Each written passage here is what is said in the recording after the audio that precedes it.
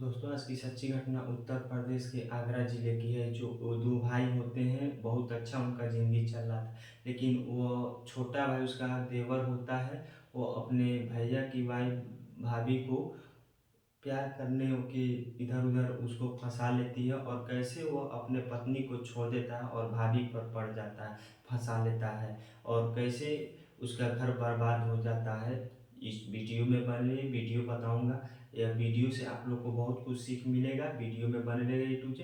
चलिए वीडियो को स्टार्ट करते हैं। दोस्तों, विदेश से नौकरी करने के बाद राजेश जब अपने घर आता है, अपने गांव आता है आराम से, और आकर अपने रेलवे स्टेशन पर उतरता है। और उतरने के बाद जब वह बाहर निकलता है, गेट के बाहर निकलता है, तो वह क्या देखता है कि उसके पुराने बूढ़े माँ बाप और उसकी पत्नी, ये तीनों लोग स्टेशन पर भीख मांग रहे होते हैं, और पैसे के लिए लोगों से हाथ फैला रहे होते हैं। और जैसे ही राजेश पहुंचता है, देखता है, तो उन्होंने वो अपने माँ बाप और पत्नी को नहीं देख पाया कि राजेश आ रहा है। उनके माँ बाप नहीं देख पाए कि वो उनके बेटे आ रहा है, और राजेश जैसे ही देखता है तो उनके होश उड़ जाते हैं, हैरान हो जाते हैं। और उसके माँ बाप के देखकर उसकी आंसू बहने लगती है, और पत्नी जब उसे देखती है तो वो देखकर हैरान हो जाती है, और वो देखने लगती है कि ऐसी कौन सी मुसीबत आ गई कि राजेश के विदेश जाने के बाद उसके माता पिता को भीख मांगने की नौबत आ गई। दोस्तों, यह कहानी दिल को कचोट देने वाली, हैरान कर देने वाली, दुख भरी कहानी है। और एक बार ज़रूर आप, वीडियो बहुत ही इंटरेस्टिंग होने वाला है। एक बार समय निकाल कर ज़रूर यह वीडियो सुनिए। यह कहानी, यह घटना आप लोग के साथ ना हो जाए, इसलिए आप लोग ज़रूर सुनिएगा। यह कहानी आगरा ज़िले के उत्तर प्रदेश की कहानी है। उत्तर प्रदेश में आगरा ज़िले की है। यह आप लोग के साथ ऐसा ना हो, इसलिए मैं सुना रहा हूँ। नमस्कार दोस्तों, मेरा नाम अंकित गुप्ता है, और यह जो सच्ची घटना मैं आप लोग को सुनाने जा रहा हूँ, वह एक बार सच्ची घटना पूरे सुनिएगा, तब समझ में आएगा। राजेश एक ठीक ठाक अमीर घर का लड़का होता है, और उसके दो भाई होते हैं। एक राजेश नाम होता है, और दूसरे भाई का नाम राकेश होता है। दोनों भाई होते हैं, और दोनों का विवाह हो जाता है। और जो राजेश की भाभी होती हैं, वह थोड़ा गलत स्वभाव की होती है, चाल चलन खराब होता है। और राजेश जो उसका बड़ा भाई होता है, उसका पहले शादी हो जाता है, और राकेश का सबसे पहले पत्नी आती है और वो रहती हैं। लेकिन यह कहानी बहुत इंटरेस्ट है, बहुत अच्छा है, क्योंकि भाभी के चक्कर में देवर फंसकर सब कुछ खत्म कर देता है।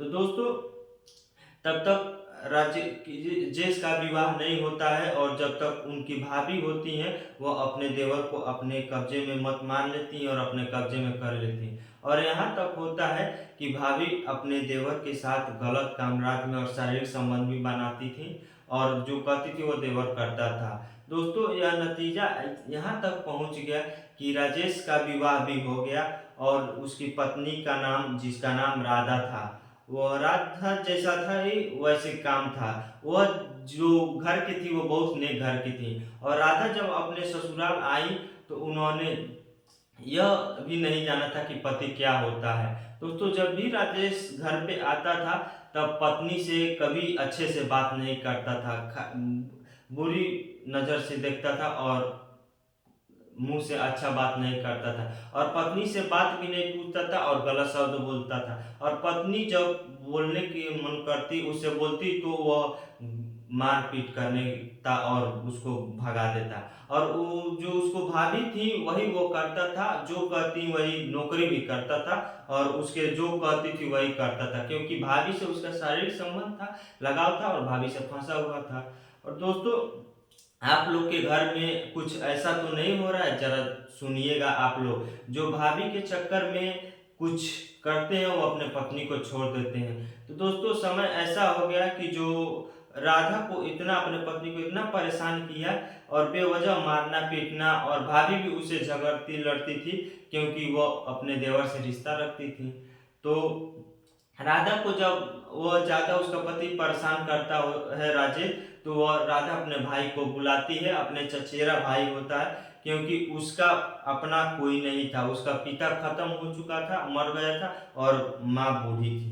तो दोस्तों वो चचेरा भाई लेकर अपने बहन को घर ले जाता है और वह राजेश होता है, वह उसकी भाभी होती हैं, उसको पैसे से मतलब होती हैं। वह कहती हैं कि उससे कि जाओ तुम कमाओ, तो वह कहता है कि मैं दुबई जाकर विदेश जाकर बहुत पैसा कमाऊंगा और जाने के बाद बहुत पैसा कमाऊंगा, खूब पैसा ढेर आ जाए, फिर हम और भाभी आप आराम से ऐश करके रहेंगे और मैं भी आपको दुबई अपने साथ ले चलूंगा।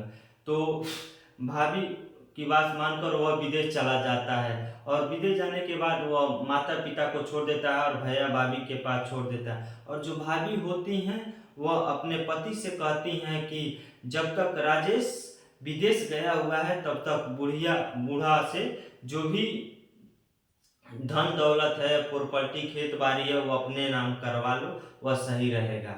तो दोस्तों उसका भाई वही करता है जो उसकी पत्नी कहती हैं और सेटिंग करता है, इधर उधर सब प्लान बनाता है और पेंसिल बनवाने के बहाने पूरी खेती जायदाद जितना प्रॉपर्टी नाम पैसा अचल संपत्ति होता है वह सब अपने पत्नी के नाम उसकी पत्नी करवा लेती है। उसके बड़े भाई राकेश की पत्नी अपने नाम से करवा लेती है। सब कुछ ए टू जेड करवाने के बाद वह 10-20 दिन के बाद अपने सास और ससुर को घर से लात मारकर बाहर निकाल देती है और घर में ताला मार देती है और ताला डालने के बाद खुद बाहर चली जाती है।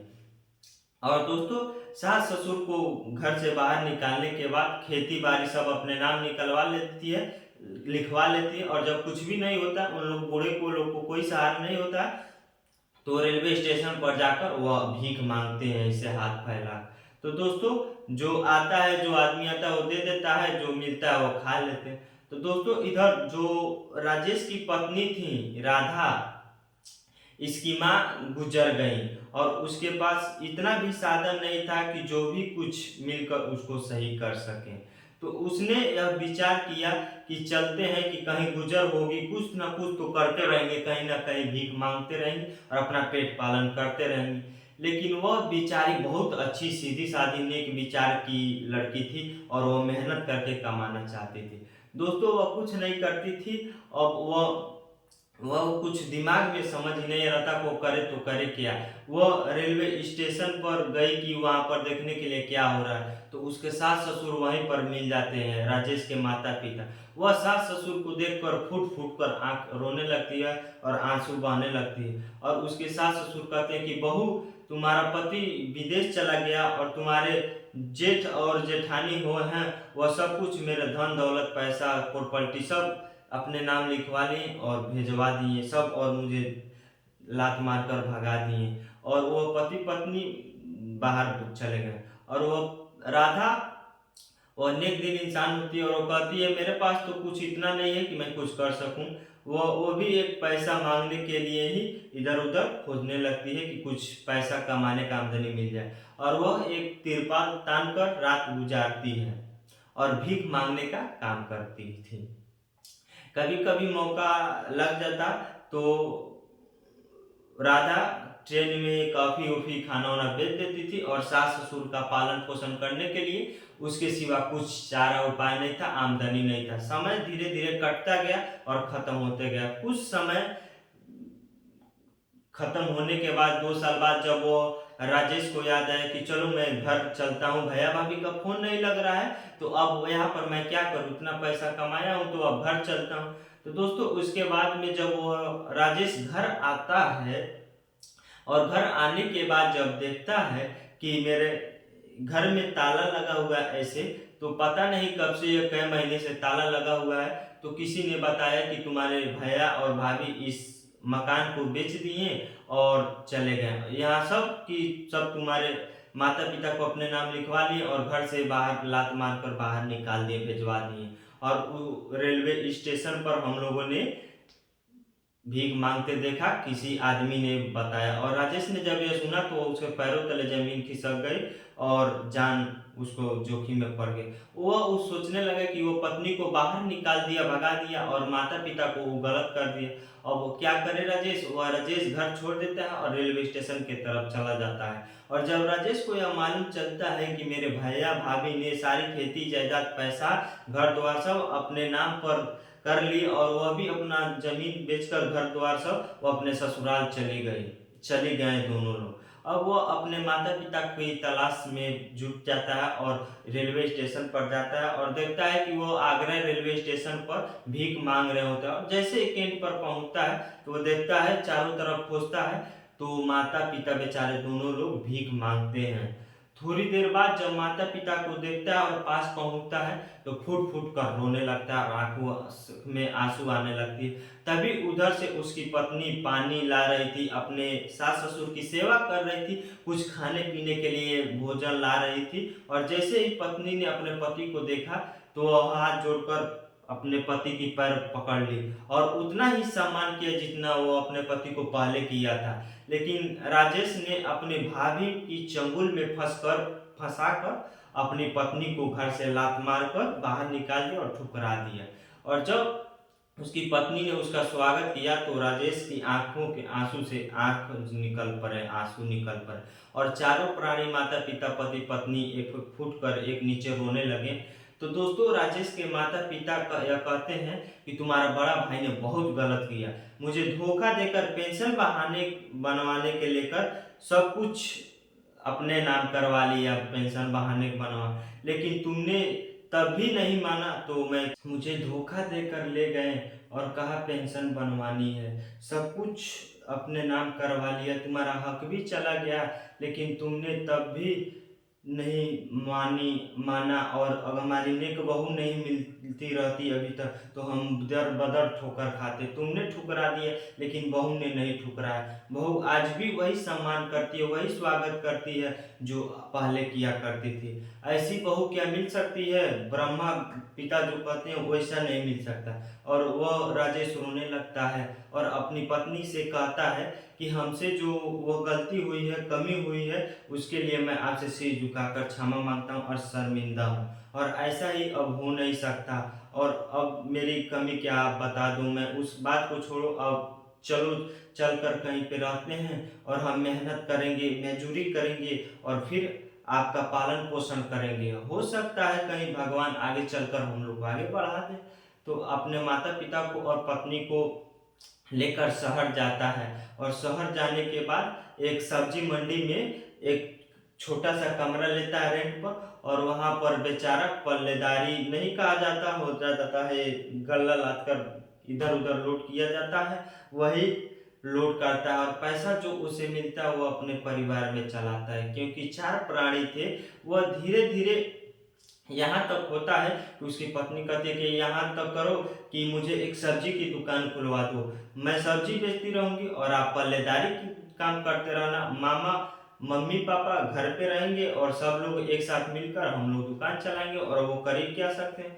तो उसके पिता कहते हैं कि बहुत सही कह रही है, हम लोग भी उसका साथ बैठे रहेंगे और सही सब्जी का साथ भी दे देंगे। तो वह अच्छी जगह देखकर एक सब्जी की दुकान डलवा देते हैं। दोस्तों, उसका पति सब्जी मंडी का पल्लेदारी करता है और उधर उसकी पत्नी सब्जी की दुकान खोल दी रहती है और वो टाइम टाइम से बेचती रहती है। और जैसे ही बेचना करती है वह धीरे धीरे पैसा एकत्रित होता है और किराए का मकान का पैसा भी चुका देते हैं और एक छोटी सी जमीन भी ले लेते हैं और जमीन लेने के बाद उसमें घर बनवा देते हैं और वहाँ पर खुद एक बहुत बड़ी सब्जी की दुकान वही सब्जी मंडी में खरीद लेते हैं और अपना दुकान खोल लेते हैं। और उनके दुकान ऐसा चलने लगा कि वह एक अच्छा प्लॉट खरीद लिए और जितने पिता के नाम पर प्रॉपर्टी थी भाई ने करवाई थी उसे दुगुना कमा लिया और पूरा कर लिए। और उधर उसको क्या हुआ, उसके जो भैया भाभी थे जो प्रॉपर्टी हर पे थे वो मायके चले गए, उसकी भाभी जो थी मायके चली गई थी, उसके उधर जो भाई भाभी थे राकेश थे, जो भी पैसा धन था जितना पैसा चोर करके थे वो वह सभी हड़पने के बाद भी वह सब खत्म कर दिए, सब खत्म हो गया। और उसका भैया का जितना पैसा था उसके ससुराल वालों ने लूट लिया और लात मार के भगा दिए। तो दोस्तों कहते हैं ना, अगर आप भला करेंगे तो भला ही होगा, गलत करेंगे तो गलत ही होगा। तो भैया भाभी को घर से निकाल दिया गया। अब वह दर बदर इधर उधर ठोकर खाने लगे जैसे अपने माँ बाप को किए थे। तो वो भी एक पैसे के लिए, एक एक पैसे के लिए मोहताज हो जाते हैं, पैसा नहीं मिलता है। तो भटकते हुए किसी प्रकार की वो वही सब्जी मंडी में आ जाते हैं। और जैसे ही वो अपने भाई की चारा के पर दुकान पर देखने लगते हैं कि उसके भाई की दुकान में एक काम करते हैं और दुकान अच्छा चल रहा है, तो वह अपने भाई को देखकर राकेश फुट फुट कर रोने लगता है। और उसकी भाभी होती हैं, वो अपने देवर की तरफ और सास ससुर को देखती हैं तो अचंभों में पड़ जाती हैं, लेकिन उनके तरफ बढ़ती हैं। लेकिन राजेश कहता है कि तुम भाभी दूर रहना, हमारे माता पिता को हाथ मत लगाना, क्योंकि क्या है, तुमने इनको किस लिए पैसे के पेंशन बनवाने के बहाने बाहर निकाल लिया, पैसा हड़प लिया, तुमने मेरी पत्नी को दूर करवाया था, तुमने मेरी जायदाद को सब हड़प लिया, पैसा हड़प लिया, घर हड़प लिया, अब क्या है, अब जहाँ चाहे तुम चले जाओ, ऐसा करो। तो दोस्तों जब वो ज़्यादा परेशान होती हैं उसकी भाभी, तो उसकी सास ससुर कहते हैं कि बेटा राजेश जाने दो, अगर गलती हुई है तो तुमसे हुई या इनसे हुई, आखिर वो तुम्हारा बड़ा भाई है, जो होना था वो हो गया, जो जाना था वो चला गया। अब इन्हें दो चार पैसे का धंधा पकड़ा दो, क्योंकि बहू अपने घर की इज्जत है, अगर कहीं दूसरे जगह चली जाएगी तो इज्जत अपना ही नाश होगा और फिर मिलेगा नहीं। तो राजेश की पत्नी भी कहती है, राधा सही बात कह रहे हैं कि अगर हमारी वो तो जेठानी ही है, तो वो जिन्होंने वो जो किया उसका फल उनको मिला, और हम लोग जो करेंगे उसका फल मिलेगा। तो दोस्तों उसके समझ में आती है, राजेश के समझ में आती है, वो अपने भाई राकेश को काम लगवा देता है, वो पैसा अपने पास से लगाता है और वो भाई बहुत मजे से काम करता है और अपना अपना मकान बनाकर बहुत प्यार से रहने लगते हैं। तो दोस्तों यह हमारी कहानी आप लोग को कैसी लगी? पारिवारिक एक दो भाई को, अगर दो भाई के बीच में भाभी आ जाए तो कैसे घर बर्बाद हो जाता है, और जो भाभी का सुनेगा उसका घर पक्का बर्बाद हो जाएगा। तो दोस्तों हम नई नई कहानी लाते रहते हैं और देश विदेश की जानकारी देते रहते हैं। तो आप लोग मेरे वीडियो को ज़्यादा से ज़्यादा देखिए और वीडियो को लाइक और चैनल को सब्सक्राइब कर दीजिए और वीडियो को शेयर कीजिएगा, ताकि नए लोग तक पहुंचे और वो हमारे वीडियो को देखें तो अच्छा लगे, तो चैनल को सब्सक्राइब करें और नई नई जानकारियां उनको अंदर मिलती रहे। और आप लोग के घर में ऐसा ना हो, आप लोग के पटीदारी में रिलेशन में ऐसा ना हो, इसके लिए आप लोग से दुआ करते हैं और ज़रूर पूरा सुनिएगा और समाज में एक अच्छा संदेश फैलाइएगा। मेरा उद्देश्य किसी भावनाओं को ठेस पहुंचाना नहीं है, किसी के साथ गलत नहीं करना, यही आप लोग से निवेदन है। आप लोग का आशीर्वाद हम पर सदैव बनी रहे, आप लोग का मैं आभारी रहूंगा और ऐसे ही पूरा सपोर्ट करते रहेगा। मिलते हैं अगले वीडियो में, तब तक के लिए जय हिंद जय भारत, धन्यवाद। आप सभी को इतना सारा प्यार देने के लिए मेरा सादर बड़ा